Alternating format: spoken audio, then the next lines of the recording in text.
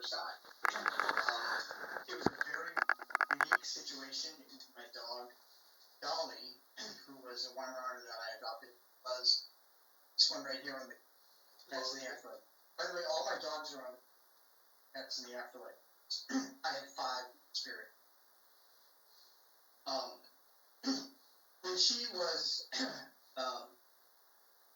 almost 16 years old. That's pretty old for a Weimaraner. And one night, her back legs gave out. A disc in her spine slipped, and then she was paralyzed. And we knew that we had to call the vet the next day. She was only 16. There's nothing they could do for her. She was in pain. So we called the vet and help her pass in the surrounded by our other dogs, which I think is important to know that your other pet passing. But that night, I slept on the kitchen floor with her. She was in her bed. I slept on the kitchen floor.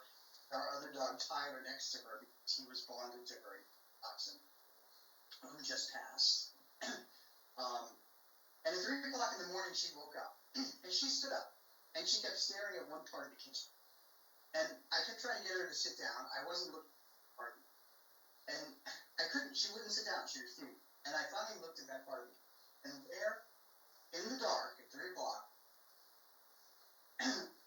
I saw opening.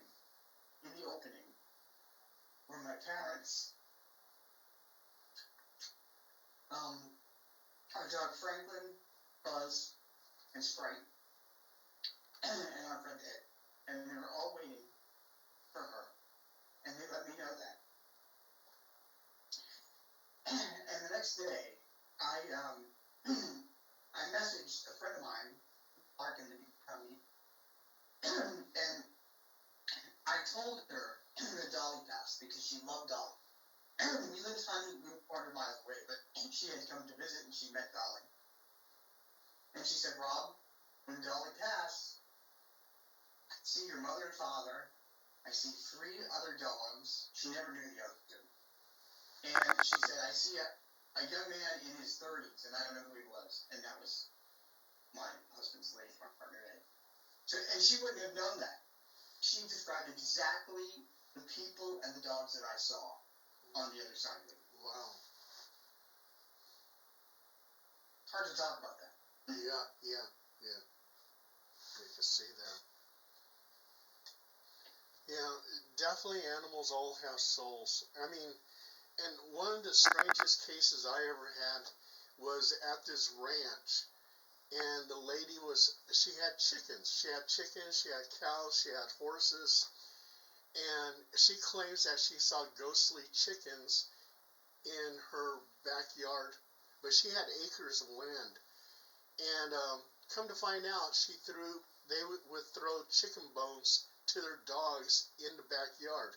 So all these chickens, well, she was saying that there was ghostly chickens, and that just shows you that all animals have souls. And if they're appearing to her, there you go.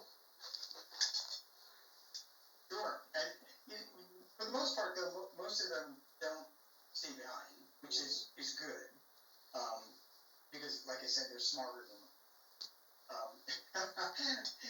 It's very rare to see a ghost animal. Yeah. Even in the wild. Although there have been reports of ghost wolves or other animals. And the other thing too is that I cannot communicate with wild animals because wild animals don't know our habits, they don't know our language, they don't nothing to connect me, nothing they can share with me. So I cannot connect with wild animals.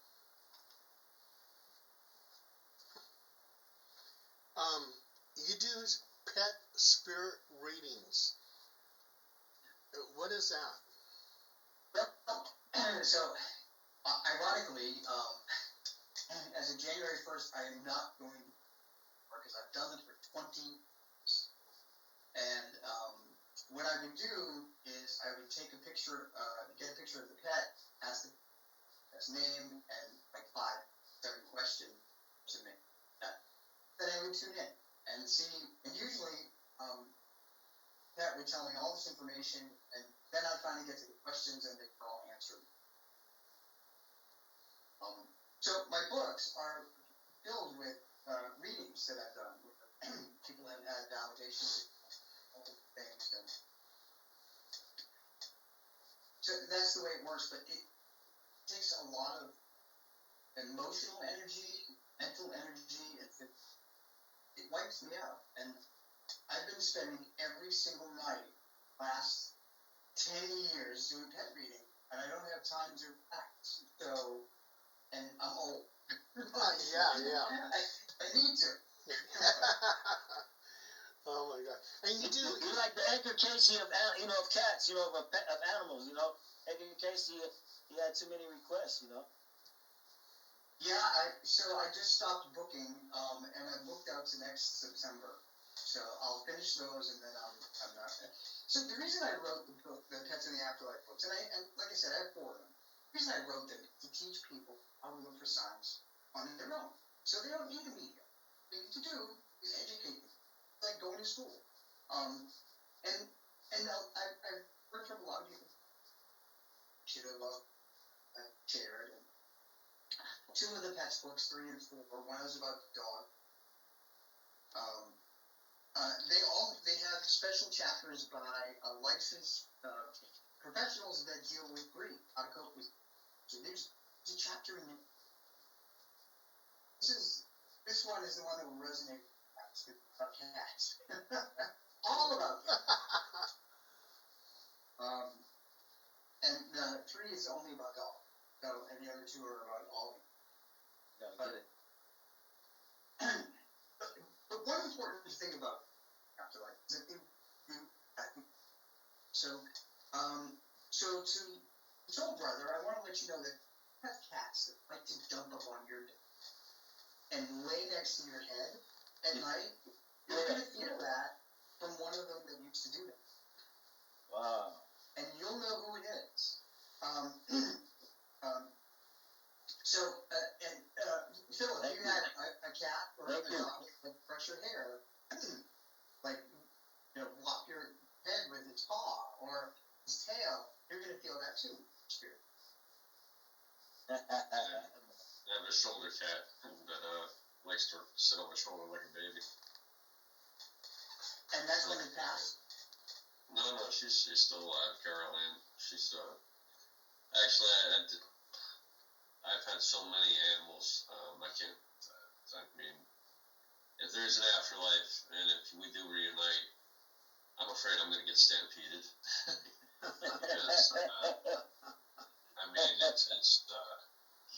mean, God, just in 7 years in Sacramento, I rescued 50 dogs. Wow. Just along the North Sacramento streets. Had over 100 cats. Captured and neutered and re-released, as well as ones that I could find great homes for. And that was just not doing it full, just as they would come to me. It is, no matter where I go my entire life, it's not like I go looking for them.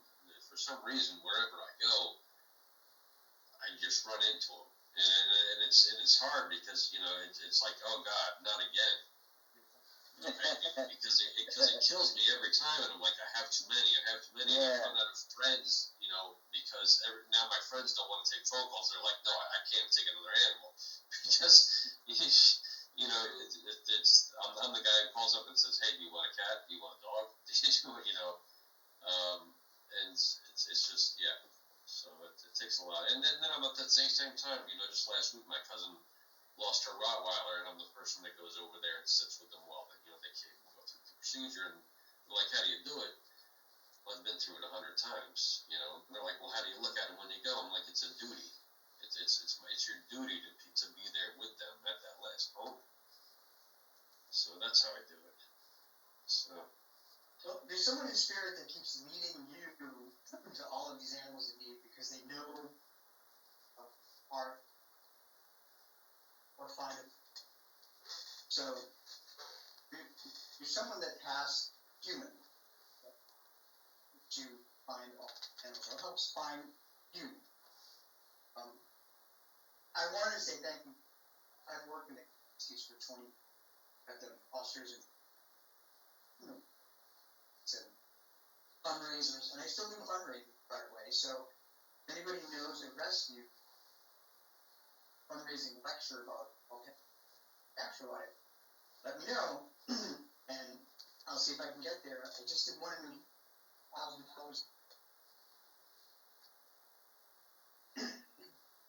Thank you, Rob. You broke up a lot there. Unless it was just me, I don't know. Did everybody have a hard time hearing? He's breaking up for me too. A little bit. Yeah, I caught a little bit about the fundraiser. I got the gist of it, but the connection was a little bit rough there. Well, you know, so I do fundraisers. I do animal rescue fundraisers. I've been doing them up and down the East Coast for 7 years.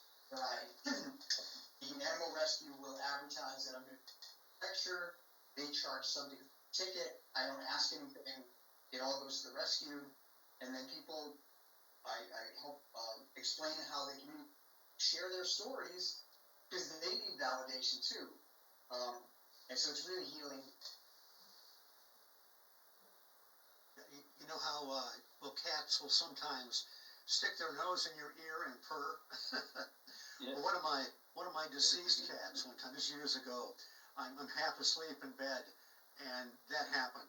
So I'm sure the doc came back to say hello. So that was pretty strange. By the way, now are most of your books about readings that you've had with pets, or do you cover other areas? So I have 4 series, and the pets are just one series. I have a series called Haunting Of, is where I'm joined by Monique Tusoon and we're in England, and we explore known haunted places. And then I have another series of books called Ghosts on Medium's Vacation, and that happened totally by accident because whenever I went on vacation, people wanted to talk to me. So I have Ghosts of England, Ghosts of Ireland, and Ghosts of the Birdcage Theater.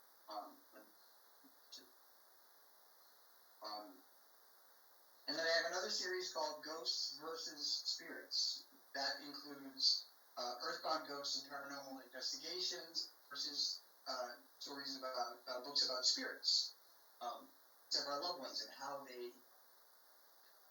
So there's 4 series, and there's 14 books in all of them. Are they all available through Amazon? They are Kindle, paperback, and also audiobook.